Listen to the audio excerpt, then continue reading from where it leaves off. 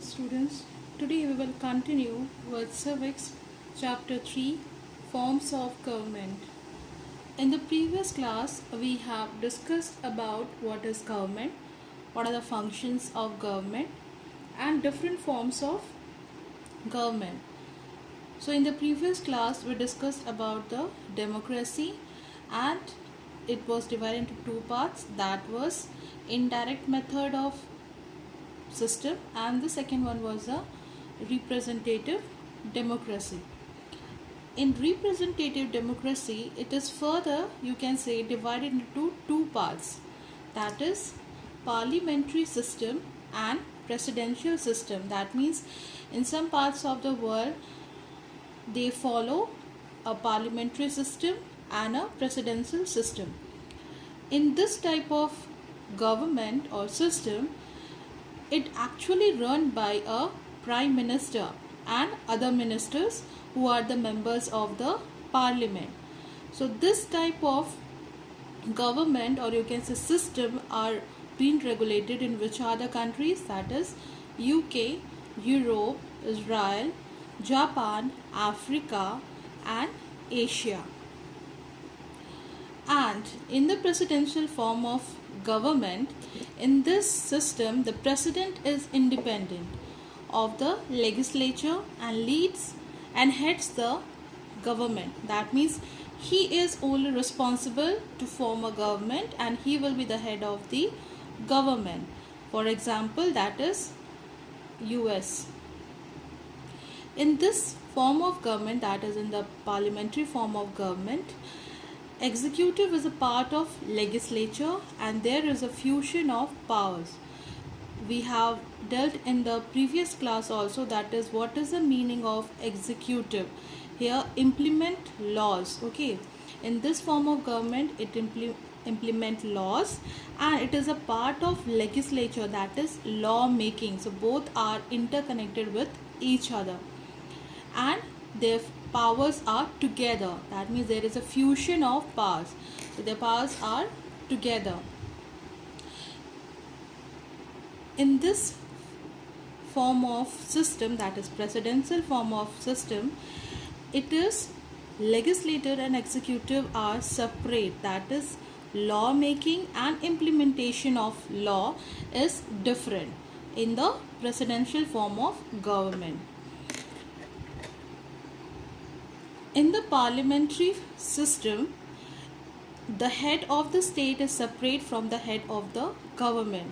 So we have what type of government? We have a parliamentary type of system. That is, we have head of the state is different. That is, every state will have a different minister.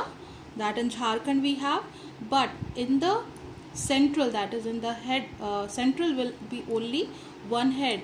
So we have this type of system, parliamentary system. In this system, the head of the state is separate from the head of the government. So we have one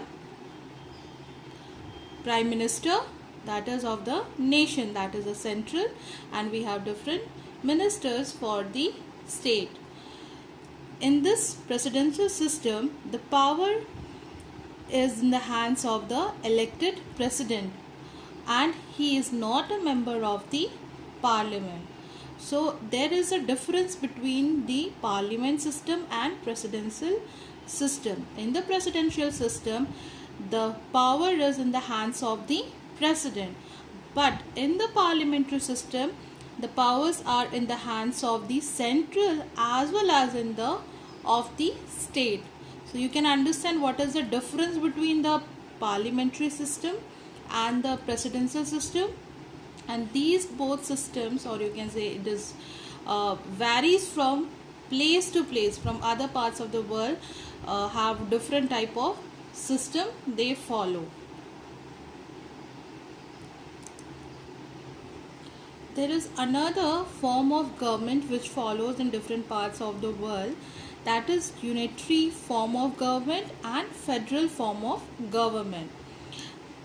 In this type of government, it is said that it is composed of only one central government, that is one central government will be governing the whole nation Okay, and there will be no other government, whether it be state or uh, other forms of government.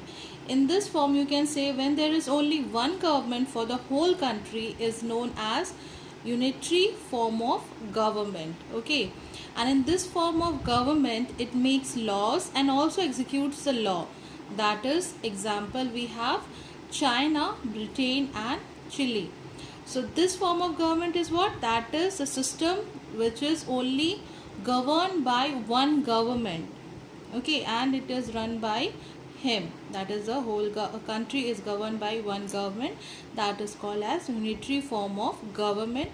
And in which countries it is followed? It is followed in China, Britain, and Chile. Next, we have federal form of government. In this form of government, the distribution of powers are divided, that is between the central and the state government. So which type of government we follow? We form a federal form of government. Okay, that means there is a distribution of powers. That means we have the central government also and state government also, and we have to follow both the laws whichever it is passed in the central as well as in the state government. And in this form of government, the laws that the central government makes has to be followed by the whole country, and we do it so whatever the laws is being passed in the central. For example, it is now wearing of the mask is compulsory, and if you are not seen, so what is happening? You will be punished. So that is a regulation which are being made by the central. And even in the state, if the another law was passed that if you are caught without the mask and without the helmet, and then you will be punished and you have to pay money. So we can say in our country we have a federal form of government in which the whole country have to follow, and in the state the citizens of state, or you can say different states, will follow its own rule, follow the whole country, and the laws which are made by the state government only in the states. So whatever the laws are being made in the state, that is being followed only in that state only. So what are the examples which follow federal form of government? That is India, USA, Switzerland, Brazil, Nigeria. So this form of government is followed. So there is a constitution in which every government or every government works is to be followed, and it has to be according to the law. So in our country we have constitution. So what is constitution? It is a set of laws which define how a state or a country is governed. So constitution is what? It is a set of laws which define how a state or a country is governed, and it is prepared between 9th December 1946 and 26 November 1949 by the members of Constituent Assembly. So these constitution was made by leaders which were a part of Constituent Assembly. In the constitution there are laws which is being made for the state and for the country, and it limits the power of the authority. That means in the constitution we have fundamental rights, we have fundamental duties, but it is also seen that we have the power and authority, but there is limitation of power. And you can say that there are different types of constitution, that is written, unwritten, rigid, and flexible. In the written constitution, the fundamental principles of the government are formally written, and this aims of the people as a vision of the leaders and contain the protected of the constitution. That means in the written constitution, whatever it is written in a formal way, okay, and they have to follow according to that. That means we have to follow the constitution. and the leaders also will follow it and also try to protect the constitution. That means the fundamental rights and duties, whatever it is written in the constitution, they have to follow, whether it is a punishable law or not. They have to follow according to the constitution, and as we know that it is a set of laws which helps the country to govern. Moving to the another form of constitution, that is an unwritten constitution. And in this type of constitution there is no single document, and it consists of constitutional convictions and practices that have created precedents. That means a official action. This means that means it does not have any type of written record. It is happens when some problems are being created, the new laws are being written, so it is being happen in that situation.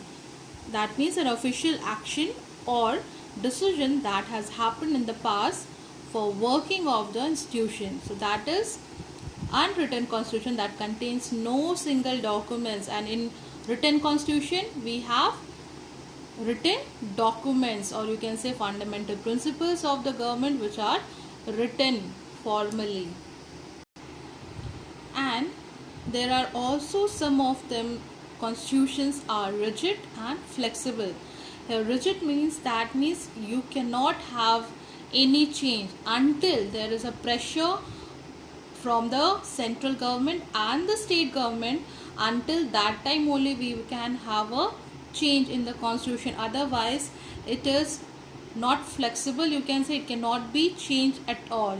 In the rigid, you can say, or flexibility, there is a difference. Okay, in written constitutions are rigid.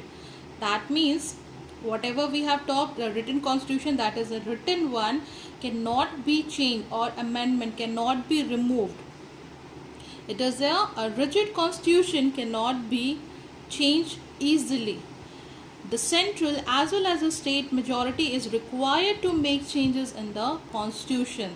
So I have just told you now that the rigid constitution, or you can say written constitution, cannot be changed until the central as well as the state have the majority to make changes in the constitution. And it is very difficult for the central as well as the state to have a collaboration and to make changes, because these constitutions are made for the welfare of the people. So whatever the changes will be made, it will affect the people. So you can say the rigid constitution cannot be changed easily. And what are the examples we can give? The American and the Indian constitutions are the examples of rigid constitution. So whatever the constitutions, what you can say, whatever the government want to change cannot change until both the state and the central have a collaboration, or you can say wants to change it. Then only if they have the majority to change the constitution. Moving to the flexible constitution, that means it can be changed. That means a constitution that can be changed or amended, that is removed easily without the breaking its framework, is called as flexible constitution. That means a constitution that can be changed easily and removed easily without the breaking of the framework. That is, whatever it is written, it can, without damaging it, it can be changed. That constitution can be changed. That is called as the flexible constitution. And it's just, you can say, changes can be made only for law making by normal law making procedure in the parliament. So it can be amended, that is removed or made by normal law making procedure in the parliament. That can be changed normally. Okay, and for example, which are the flexible constitution which is practiced in the world, that is British constitution is an example of flexible constitution. And the government which is placed in our country is termed because of the franchise, because of right of citizens to vote. You can say the term franchise, when applied to the election, means the right of a citizen to vote. That is franchise. So in our country, what we have? We have universal adult franchise. That means any person at the age of 18 and above has the right to vote in the election. But you can say that in some of the countries it was limited. That means was limited to the citizens who have acquired, or you can say a condition of a education or possessions, or you can say wealth and income. In the previous ancient time, or you can say in the ancient time, it was like that. The people who were well educated, who were having good money, were rich, that were considered to give the vote. But it has changed the whole scenario. That means nowadays the people have the authority to elect any person or to vote any person. Or you can say in many of the democratic country, the right of vote is universal. So it is granted that a fundamental right of, irrespective of race, ethnicity, class, gender, that has authority to vote. That means it is known as universal suffrage. Suffrage here means right to vote. So in our country we have universal adult franchise. That means we have the right to vote. But in many parts of the country, the women were not being given this right. But it was later, it was given the authority that the women could also cast as vote for election. And it is seen that many regions, for example in South Africa, where it was based on the race, that is on the basis of the color, creed, caste. So these were the basis of the vote.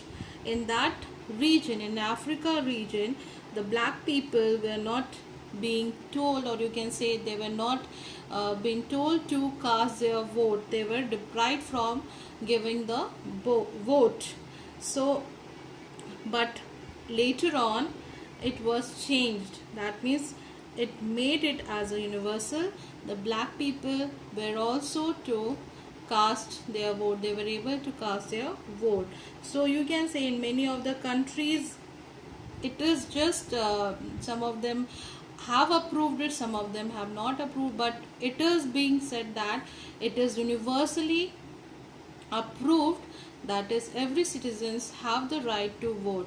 But some of the people who are mentally sick and some who are having a criminal record, they are not able to cast their vote. They are being abandoned from giving the vote.